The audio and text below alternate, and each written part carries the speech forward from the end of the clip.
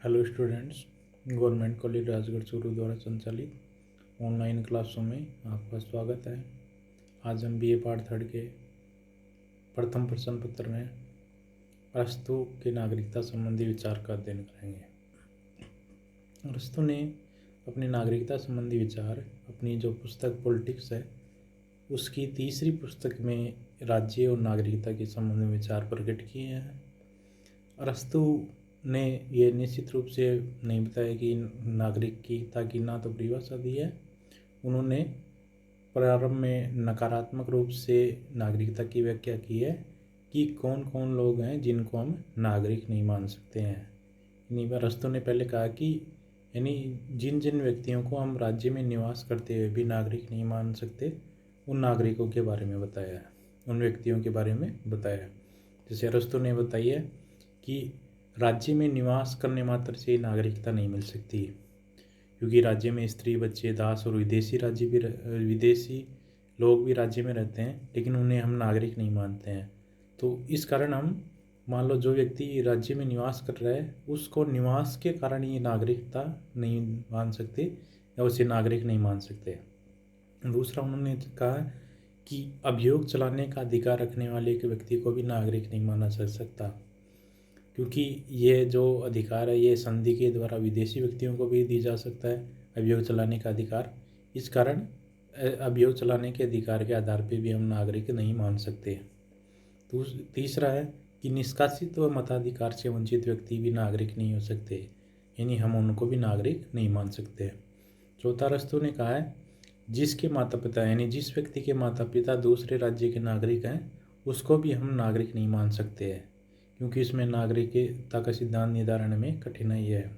तो इस कारण अरस्तु ने सर्वप्रथम नागरिकता की नकारात्मक परिभाषा दी है कि कौन कौन लोग हैं या कौन कौन व्यक्ति हैं जिनको हम नागरिकता के में शामिल नहीं कर सकते हैं। तो ये 4 श्रेणी का उन्होंने बताया कि ये नागरिक नहीं हो सकते। फिर अरस्तु कहता है कि कौन नागरिक है। तो अरस्तु नागरिकता की परिभाषा देते हुए कहता है कि नागरिक वही व्यक्ति है जो न्याय व्यवस्था एवं व्यवस्थापिका के सदस्य के रूप में भाग लेता है, या तो इन दोनों कार्यों में भाग ले या इन दोनों में से एक है। यानी जो कानून निर्माण या जो न्याय व्यवस्था अगर इनमें से किसी एक व्यवस्था में या एक कार्य में भाग लेता है तो हम उसको नागरिक कह सकते हैं या उसको नागरिक माना जा सकता है, क्योंकि ये जो दोनों कार्य हैं ये प्रभुसत्ता के मुख्य कार्य हैं। तो ये जो नागरिकता की अरस्तु की परिभाषा है ये उस समय यूनान में जो प्रचलित शासन पद्धति थी या जो नगर राज्य थे उनके संदर्भ में है, क्योंकि उस समय लगभग सभी व्यक्ति है वो वहाँ पे नागरिक सभा होती थी, उनके सदस्य होते थे एक निश्चित एज के बाद, और इसके बाद वहाँ पे जो न्यायाधीश हैं उनका निर्वाचन भी व्यक्तियों के द्वारा किया जाता था। तो अरस्तु कहता है यानी अरस्तु के अनुसार नागरिकता की 2 मुख्य विशेषताएं हैं। पहली है कि नागरिक राज्य का क्रियाशील सदस्य होते हुए न्यायिक प्रशासन व सार्वजनिक कार्यों में भाग लेता है, यानी उसी व्यक्ति को हम नागरिक मान सकते हैं जो न्यायिक प्रशासन या सार्वजनिक कार्यों में भाग ले सकता है। दूसरी शर्त है या दूसरी विशेषता है कि साधारण सभा का सदस्य होने के नाते विधायी कार्यों में भाग लेता है, हम उसे नागरिक मान सकते हैं। तो अरस्तु ने नागरिकता की ये 2 परिभाषा दी है। अरस्तु कहता है कि इस प्रकार अरस्तु के अनुसार नागरिक वह है जो न्याय या विधि निर्माण के कार्यों में भाग ले, या तो इन दोनों कार्यों में भाग ले या इन दोनों कार्यों में से एक कार्यों में जो व्यक्ति भाग लेता है हम उसी को नागरिक कहेंगे। अरस्तु के जो उस पर समय में जो यूनान में नगर राज्य थे उन नगर राज्यों में जो वह नगर राज्य में ये होता था कि प्रत्येक व्यक्ति है वो थोड़ी थोड़ी अवधि के लिए न्यायाधीश और जूरी को क्रमशः चुना जाता था। इस कारण वहाँ पे लगभग सभी व्यक्तियों को ये पद प्राप्त हो जाता था। जूरी और जो न्यायाधीश हैं उनको निर्वाचित किया जाता था कुछ समय के लिए, और इस तरह सभी व्यक्ति या लगभग नागरिकों को ये पद प्राप्त हो जाता था। उस समय राज्य के जो सभी नागरिक होते थे वो साधारण सभा के यानी निश्चित वर्ष के बाद एक साधारण सभा के नागरिक के सदस्य होते थे सभी नागरिक। और ये जो साधारण सभा है ये कम से कम वर्ष में एक बार एकत्रित होकर राज्य के पदाधिकारियों का निर्वाचन करती थी तथा विधि निर्माण संबंधी अन्य कार्य करती थी। इस कारण जो अरस्तु के समय यूनान के जो नगर राज्य थे उनमें लगभग सभी व्यक्तियों के द्वारा न्यायिक या प्रशासनिक या विधि निर्माण के कार्य में भाग लेता था, इस कारण उनको नागरिक माना जाता था। यूनान के समय जो राज्य थे, जो नगराज्य थे, उनमें विदेशियों, दासों, स्त्रियों, बच्चों को नागरिकता के अधिकार प्रदान नहीं किए गए थे। यानी इन जो श्रेणी के लोग हैं, इनको नागरिकता से उस समय वंचित रखा गया था। उस समय केवल जो न्यायिक और जो विधायी कार्य करने वाले लोगों को ये नागरिकता के अधिकार या नागरिकता प्राप्त थी। अरस्तु जो इन कहता है कि स्त्री, बालकों, दासों और श्रमिक हैं, इनको हम नागरिकों की श्रेणी में या नागरिकता नहीं दे सकते हैं।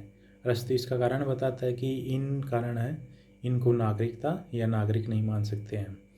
अरस्तु कहता है कि इनके जो शासन का कार्य होता है, शासन और राजनीतिक कार्य में भाग लेने के लिए नैतिक और बौद्धिक स्तर की आवश्यकता रहती है।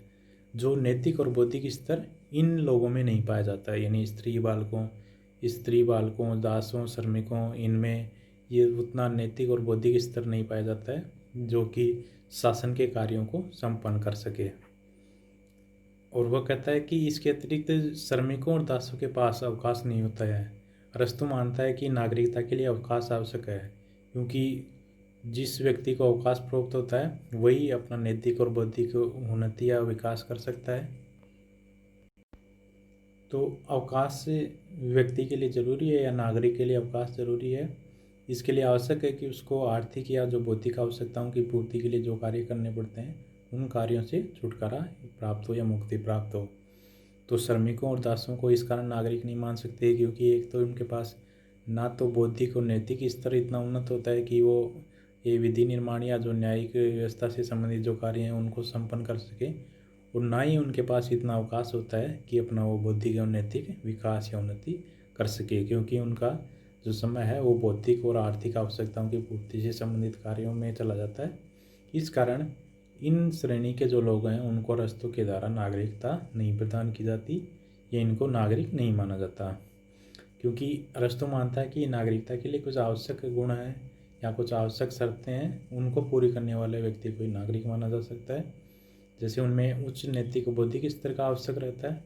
इसके अलावा वो अवकाश होना चाहिए उनके पास, जिससे के द्वारा वो ये नागरिकता संबंधी कार्य कर सकें, जैसे विधि निर्माण या जो न्यायिक व्यवस्था है उससे संबंधित कार्य कर सकें, तथा अपना बौद्धिक उन्नति, जो नैतिक उन्नति है, उनसे संबंधित कार्य कर सकें।